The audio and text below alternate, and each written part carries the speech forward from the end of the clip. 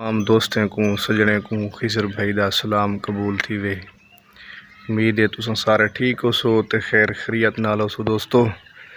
अच्छा मौसम बड़ा प्यारा है, बड़ा बेहतरीन मौसम है। रात सारी बारिश रह गई है पंजाब दे इलाके पाकिस्तान मुजाफात एडे ओडे काफ़ी सारे इलाके बारिश है। तो अच्छा गाल में है दोस्तों, खबर शबर सुनते पे हो, देते पे हो माहौल शोल सारे। तो काफ़ी सारी चेंजिंग आती पई है, महंगाई भी इंशाल्लाह कि तो ज़रूर थी सी एडे ओडे। तो दूजा ये असल जी गाल करनी है साइड हम देखो ये जरिया हवेलियाँ हैं खासकर सरायकी लोग इवें बार लाठा रही हैं। असा इतों कहीं किस्म फ़ायदा नहीं से चाह सकते। इनकी वजह क्या है, सबको फ़ायदा चाहना चाहिए। हूँ जिमें सब्जियों के मौसम हैं, दरख्तों के मौसम हैं, ये पे ये ढेर सारी 2.5-3 कनाल की हवेली है, ये सारी कशे कहनी खाली है।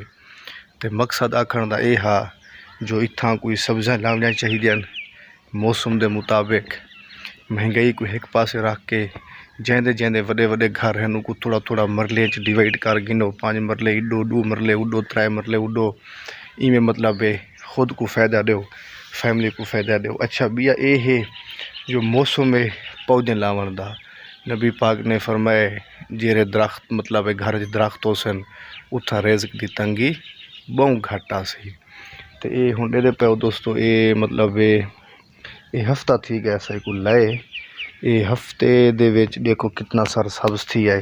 देखो ये पे इंदे पत्ते देखो ये ढेर सारा सर सब्ज़ थी है, ये थी ना पे देख ये। तो ऐसा ये चाइना का एक नींबू लाए वो भी देखो कितना बेहतरीन माशाल्लाह सर सब्ज़ थी ना पे।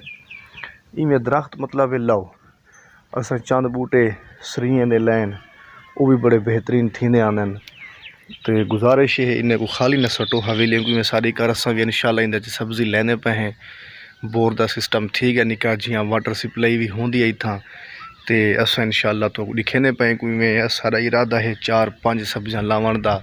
तो भी ये मज़ीद कोई फ्रूट लेने इतना दरख्त इंजे दरख्त ना जरे बेफ़ायदा होवन जरे कुछ फ़ायदा देवन उन्हें लावन का इरादा है। इंशाल्लाह मैं दोस्तों को दिखे सा जो किमें किमें असा लेने पे हैं किरे किरे तरीके नाल। तुसा भी दोस्तों कोशिश करो, मौसम है चंगा मौसम है, टाइम दरख्त लाओ ठीक है। बार हवेलिया न सुटो में साड़ी कार असा कोई पहले पता कहे ना। हूँ मैं इंशाल्लाह दोस्तों को दिखे सा तो मेरे नाल थी सो वाला अगली गाली अगली